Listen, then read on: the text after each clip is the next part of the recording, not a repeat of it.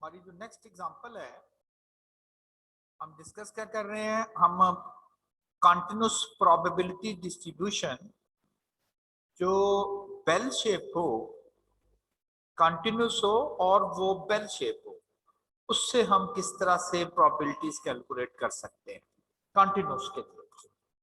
और वो कंटिन्यूस की प्रोबेबिलिटी हमेशा एक स्पेसिफिक इंटरवल में कैलकुलेट की जाती है। अब जरा पहले ये एग्जांपल पढ़ते हैं। In tossing a coin 200 times, find the probability of getting, और आगे उसने लिखा हुआ है एटलीस्ट 95 हेड्स। अगर हमें ये पहचानना है तो ये तो कंटिन्यूस वेरिएबल है ही नहीं, नंबर ऑफ हेड्स, ये तो डिस्क्रीट है, बाइनोमियल से आ रहा है, ऐसे ही है ना। तो ये तो कंटिन्यूस का तो प्रॉब्लम ही नहीं है, ये तो डिस्क्रीट रैंडम वेरिएबल है, बाइनोमियल है। क्योंकि एक दफा कॉइन फ्लिप करेंगे तो दो पॉसिबल आउटकम्स आएंगी, या उसके ऊपर हेड आएगा या उसके ऊपर टेल। सिंगल कॉइन की अगर आप बात करें, सिंगल ट्रायल की, तो ये बाइनोमियल है, तो डिस्क्रीट है और बाइनोमियल का प्रॉब्लम है। बाइनोमियल के लिए हम जो वेरिएबल x है लिख दिया number of heads n, total number of trials which is 200, और p जो है वो प्रोबेबिलिटी ऑफ सक्सेस आ जाएगी। और पॉसिबल जो हेड्स आ सकते हैं वो 0 से 200 हो सकता है। 0 हेड आ जाए, 1 हेड आ जाए, 2, 3, 4 and so on, 95 heads, 96 heads and so on. तो ये पॉसिबल वैल्यूज है। अब देखते हैं कि हमें कैलकुलेट क्या करना है। एटलीस्ट 95 हेड्स, 95 हेड्स या उससे ज्यादा। एटलीस्ट का मतलब यही होता है कम से कम 95, 95 आर मोर।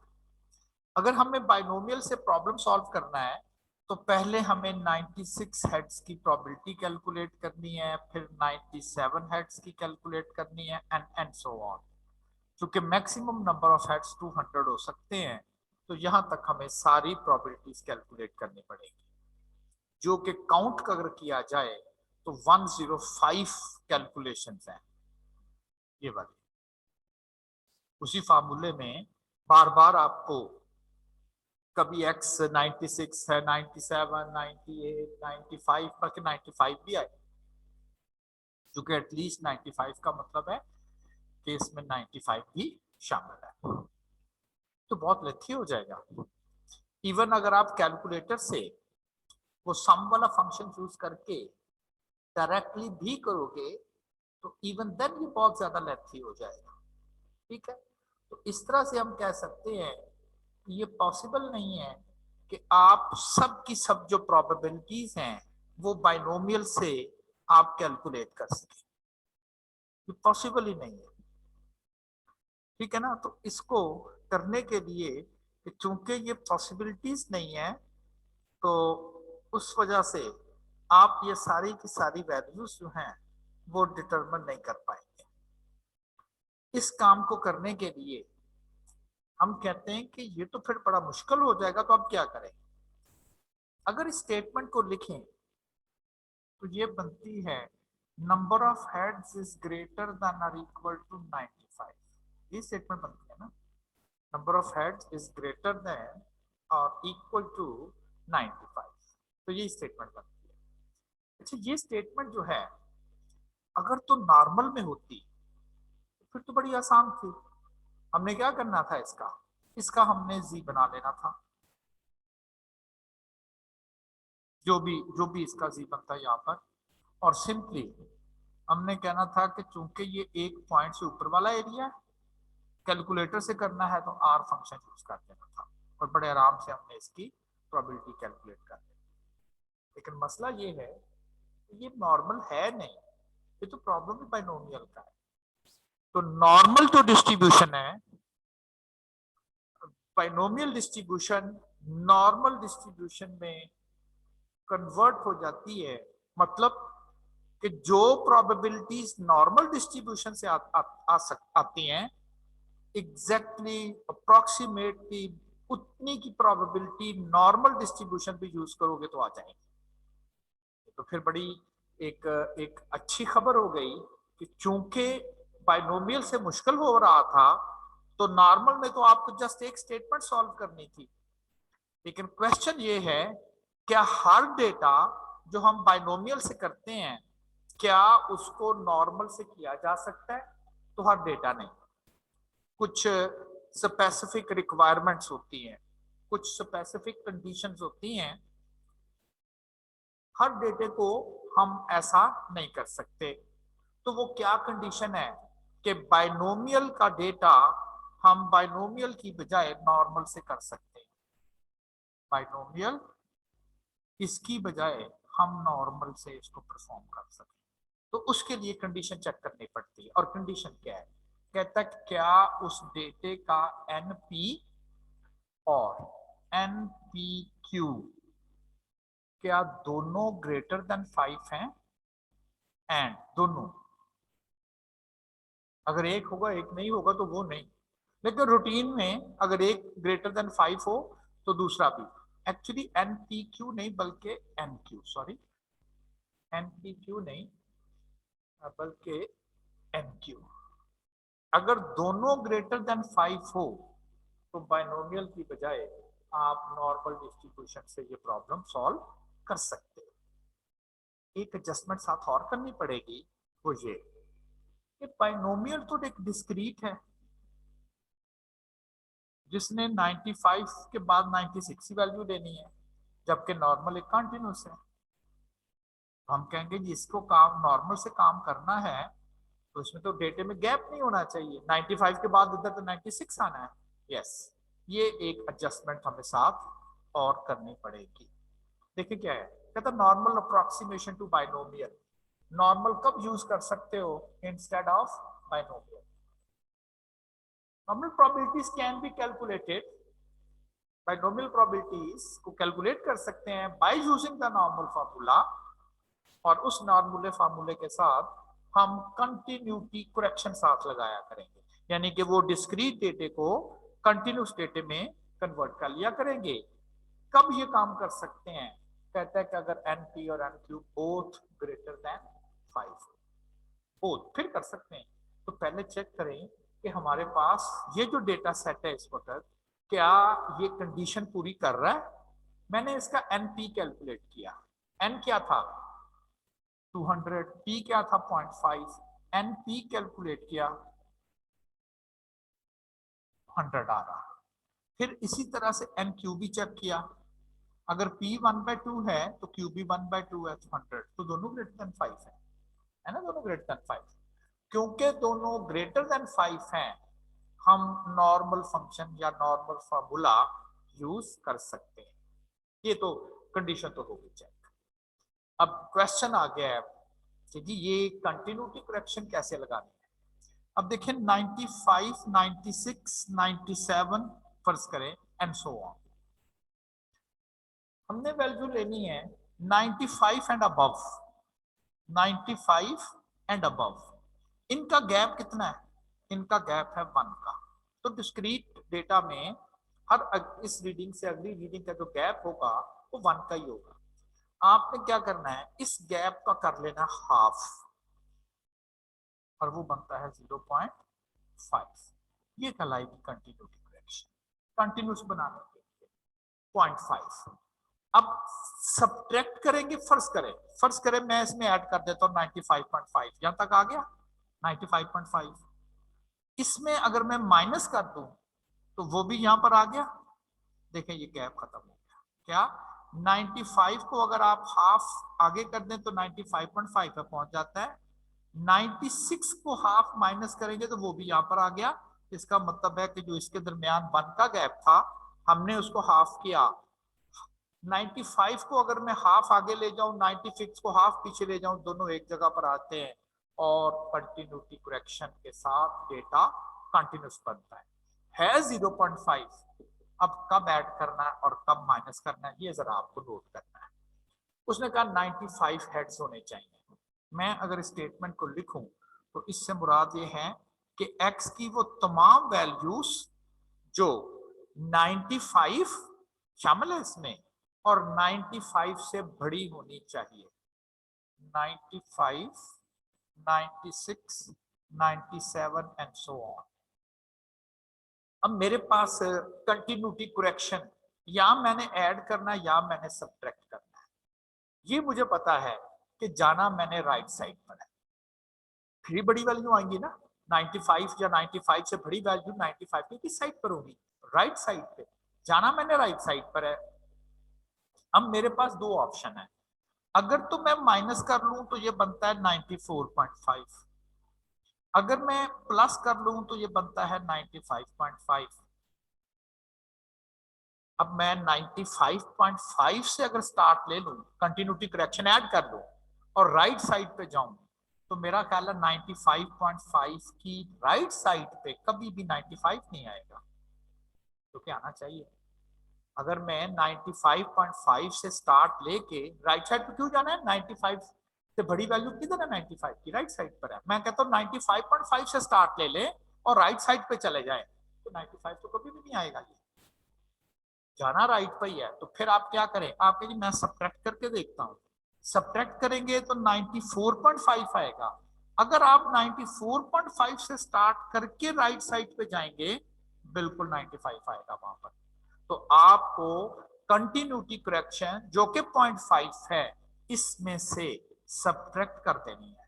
तो फिर सब्ट्रैक्ट करने के बाद कंटिन्यू स्टेटमेंट में हम ये कहेंगे कि जी आप 94.5 या उससे अबव चले जाएं, 95 उसमें खुद ही आ जाएगा। तो डिसाइड हो गया कि जी कंटिन्यूटी करेक्शन जो कि 0.5 है, वो आपको क्या करनी है? सब्ट्रैक्ट करनी है, और फिर अगर आप उससे ग्रेटर जाओगे तो 95 उसमें आ जाएगा। ये करनी क्यों है? इसलिए कि बाइनोमियल का प्रॉब्लम है, उसको कंटिन्यूस बनाने के लिए हमें कंटिन्यूटी करेक्शन जो है वो अप्लाई करनी पड़ी।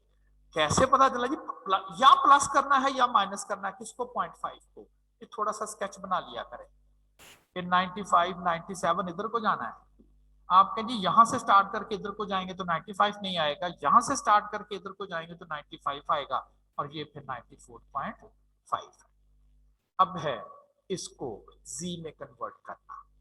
किसी भी वेरिएबल को अगर जी में कन्वर्ट करना हो तो उसकी दो इंफॉर्मेशन हमें रिक्वायर होती है, एक होता है मीन और एक चाहिए हमें उसका वेरिएंस।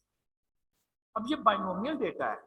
पिछले लेक्चर्स को अगर आप रिव्यू करें, याद करें, अगर कोई बाइनोमियल डेटा हो और उसका मीन फाइंड करना हो, वो बराबर होता है एनपी के, और वेरिएंस अगर फाइंड करना हो वो बराबर होता है एनपी एंड क्यू के। इस डेटे का एन है 200, पी 0.5 है, तो इस डेटे का मीन आ गया 100।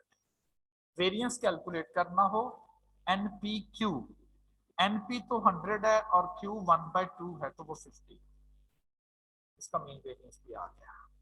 मीन इस डेटे का 100 है और वेरिएंस इस डेटे का क्या है? 50। तो मीन इस डेटे का 100 और वेरिएंस इस डेटे का है 50।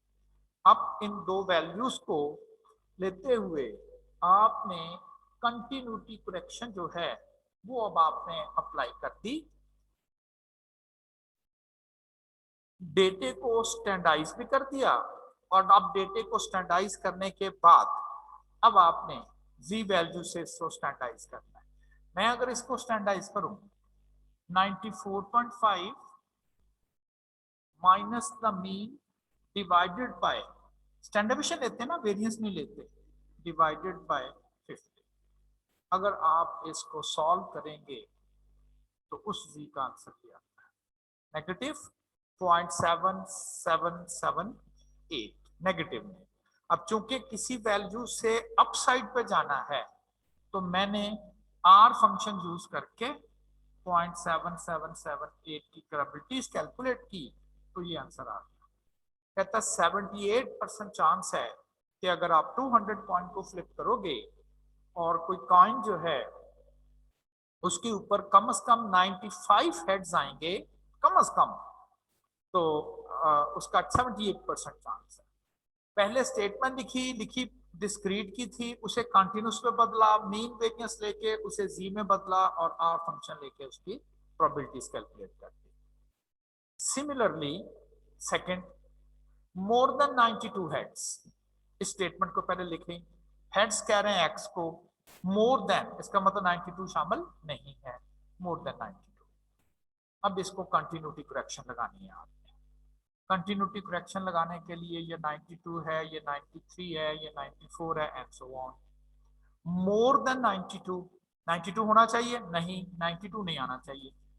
मोर देन का मतलब है 92 की राइट साइड पे जाना है, लेकिन उसमें 92 इंक्लूड नहीं है। अगर तो मैं यहां से स्टार्ट करता हूं जो कि 91.5 है कंटिन्यूटी करेक्शन में और राइट साइड पे जाता हूं तो इसमें तो 92 आ जाएगा, जो कि 91.5 उसके बाद 92। लेकिन अगर मैं यहां से स्टार्ट करता हूं यानी कि 92.5 से और फिर राइट साइड पर क्यों? क्योंकि मुझे 92 से बड़ी वैल्यू लेनी है, तो मैं कहता हूं 92 शामिल नहीं करना, तो आप 92 के आगे से स्टार्ट करके राइट साइड पे चले जाए, कभी भी 92 इस एक्सप्रेशन में नहीं आएगा। तो कंटिन्यूटी करेक्शन तो 92.5। अब इस 92.5 को जी में बदल लिया मैंने, उसी तरह से 92.5 minus 100 over square root of 50, ये उसकी सी वैल्यू आ गई। अब चूंकि ग्रेटर वाला यूज करना तो फिर आर फंक्शन यूज किया और आर फंक्शन यूज करके उसकी रिक्वायर्ड प्रोबेबिलिटीज हमने कैलकुलेट कर। Less than 101 head, less than probability number of head is less than 101। अगर आप थोड़ा सा इसे लिखें तो ये 101 है, ये 102 है, ये 100 है, इससे लेस रहना है। लेस का मतलब है 101 की लेफ्ट साइड पर जो वैल्यू होगी वो 101 से लेस होगी। क्या 101 शामिल करना है? नहीं, 101 को इंक्लूड नहीं करना, तो फिर लेफ्ट साइड पे रहना है, 101 नहीं आना चाहिए, तो यहां से स्टार्ट लेके लेफ्ट पर आ जाए, 101 नहीं आएगा। और ये वैल्यू कितनी होगी? ये होगी 100.5, क्योंकि कंटिन्यूटी करेक्शन 0.5 है, या वो ऐड होनी है या वो सब्ट्रैक्ट होनी है।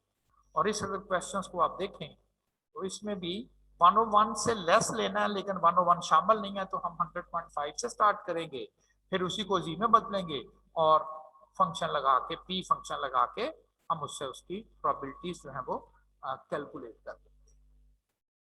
The last one is between 92 and 101 heads, between, ना 92 शामिल है ना 90, इसको अगर लिखेंगे तो लिखेंगे 92x बिटवीन, इसका मतलब ना तो इसमें 92 शामिल होना चाहिए ना ही इसमें 101 शामिल होना चाहिए। अगर मैं यहां पर इसको लिखता हूं, ये 92 है, ये 101 है, 101 से स्मॉलर रहना है लेकिन 101 नहीं आना चाहिए, स्मॉलर रहना है, तो फिर यहां से स्टार्ट कर, अब इस साइड पर आ जाए। कहता है 92 से ग्रेटर है लेकिन 92 नहीं होना चाहिए, ग्रेटर 92 की राइट साइड पे जाना, 92 नहीं आना चाहिए, तो आप ये वाला एरिया वो एरिया है कि जो 101 से कम है, 92 से बड़ा है, ना इसमें 101 शामिल है ना इसमें 92, तो ये बनेगा 92.5 और ये बनेगा 100.5 after applying the continuity correction, after applying the continuity correction. फिर दोनों को जी में बदल लिया और देन दोनों के दरमियान की प्रोबेबिलिटी आपको पता है, area of the larger value minus the area of the smaller value. इस तरह से वो डेटा जो एक्चुअली तो बाइनोमियल का था, लेकिन उसको एज इट इज बाइनोमियल से अगर आप सॉल्व करते हो तो वो मुश्किल हो जाता है, जिसके लिए हम कहते हैं कि फिर आप उस डेटा सेट को बजाय इसके कि बाइनोमियल से सॉल्व करें, कंडीशन चेक कर लें कि नॉर्मल से हो सकता है, ये कंडीशन है, आप कहेंगे हो सकता है, ओके, कंटिन्यूटी करेक्शन भी लगानी पड़ेगी क्योंकि बाइनोमियल डिस्क्रीट है, नॉर्मल कंटिन्यूस है, तो डिस्क्रीट को कंटिन्यूस में बदलना है, तो 0.5 की कंटिन्यूटी करेक्शन ऐड कब करनी है और सब्ट्रैक्ट कब करना है वो मैंने आपको थोड़ा सा एक्सप्लेन कर दिया। और इसके बाद आप उसकी उसी तरह से जब जी में कन्वर्ट हो जाता है, अगर तो किसी पॉइंट से ऊपर का फंक्शन है तो आप 1 माइनस पी वाला फंक्शन यूज कर सकते हो, या अगर ऐसा नहीं है तो फिर आर वाला फंक्शन यूज कर सकते हो। ठीक है ना, वो पहले ही हम प्रैक्टिस कर चुके हैं। तो इस तरह से आप बाइनोमियल से भी अपना प्रॉब्लम जो है वो सॉल्व कर पाओ। अब कुछ इसी बेस पे एक नेक्स्ट एग्जांपल, जी तो हमारी जो नेक्स्ट एग्जांपल है, a factory manufactures bolts with specific length and diameters। वो कोई बोल्ट मैन्युफैक्चर कर रही है और वो एक खास स्पेसिफिक लेंथ के और एक खास डायामीटर के बोल्ट को बना रही है। A bolt is considered defective if it is not according to required specification। उसकी लेंथ रिक्वायर्ड लेंथ से कम ज्यादा हो जाए, या उसका जो बोल्ट का डायामीटर है वो स्पेसिफिक डायामीटर से कम ज्यादा हो जाए, तो हम डिक्लेयर कर देते हैं कि ये तो अंडर साइज या ओवर साइज बन गया है, या इसकी लेंथ जो है वो कम ज्यादा हो गई है, तो ये तो ठीक नहीं बना, ये डिफेक्टिव डिक्लेयर हो गया।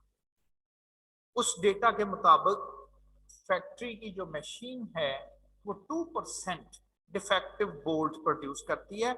ये पीछे उसकी जो ट्रैक रिकॉर्ड है, जो प्रीवियस डेटा है, उससे हमने ये कैलकुलेशन जो है वो परफॉर्म की हुई है कि उसमें 2% बोल्ट जो है वो उसके डिफेक्टिव डिक्लेयर हो जाते हैं।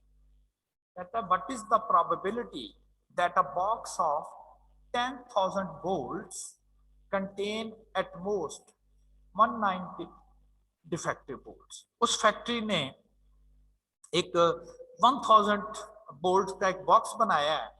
कहता है अगर बैटरी का मैन्युफैक्चरिंग रेट ये हो 2%, तो बता सकते हैं क्या चांस है कि इसमें ज्यादा से ज्यादा जो डिफेक्टिव बोल्ट निकलेंगे इस बॉक्स से, ज्यादा से ज्यादा वो 190 बोल्ट डिफेक्टिव निकलेंगे। 190 या उससे कम, एटमोस्ट का मतलब यही होता है ना। जैसे फैसलाबाद का आज से ज्यादा टेम्परेचर 43 डिग्री सेंटीग्रेड रहा, इसका मतलब ये मैक्सिमम है 43 और इवन बिलो, तो ये उसकी मैक्सिमम जो लिमिट है वो आपके पास आ जाए। हम देखा जाए तो एक सिंगल बोल्ट जो है वो या तो डिफेक्टिव हो जाएगा या गुड होगा, वो ठीक होगा अकॉर्डिंग टू डिजाइन स्पेसिफिकेशन। तो दो ही तो पॉसिबिलिटीज है। अब यहां पर बात चूंकि डिफेक्टिव बोल्ट्स की कर रहा है, तो ये हमारे लिए सक्सेस कैटेगरी है और ये फेलियर कैटेगरी है, तो दो ही है, बाइनोमियल है। अगेन इसमें अब प्रॉब्लम क्या आएगा, देखिएगा कि ज्यादा से कम बोल्ट जो डिफेक्टिव निकल सकते हैं 10,000 में से, पॉसिबिलिटी कोई भी डिफेक्टिव ना हो, एक भी डिफेक्टिव हो सकता है, दो भी, तीन भी, और 10 के 10,000 बोल्ट मैक्सिमम यही डिफेक्टिव हो सकते हैं। बोल्ट सारे डिफेक्टिव निकल आए, मैं तो पॉसिबिलिटी लिख रहा हूं। अब उसने आपको कहा है कि ज्यादा से ज्यादा 190, इन सब की प्रोबेबिलिटी कैलकुलेट करनी है। बाइनोमियल से पहले 0 डिफेक्टिव की प्रोबेबिलिटी कैलकुलेट करेंगे, फिर 1 डिफेक्टिव की, और फिर 190 डिफेक्टिव बोल्ट्स, सबको ऐड कर लेंगे। लेकिन आपको भी पता है कि जी इतनी ज्यादा प्रोबेबिलिटीज कैसे ऐड हो पाएंगी। स्टेटमेंट बनती है, अगर मैं x को नंबर ऑफ डिफेक्टिव बोल्ट्स कह दूं तो ये बनती है, ये बड़ी आसान है। अगर ये नॉर्मल होती स्टेटमेंट, मैंने इसको जी में बदलना था और एक ही फार्मूले से सारी की सारी हमने इसकी कैलकुलेशन जो है वो परफॉर्म कर दी। लेकिन कब, अगर ये नॉर्मल हो तब। तो चेक कर लें कि क्या इस प्रॉब्लम को आप नॉर्मल से कर सकते हैं।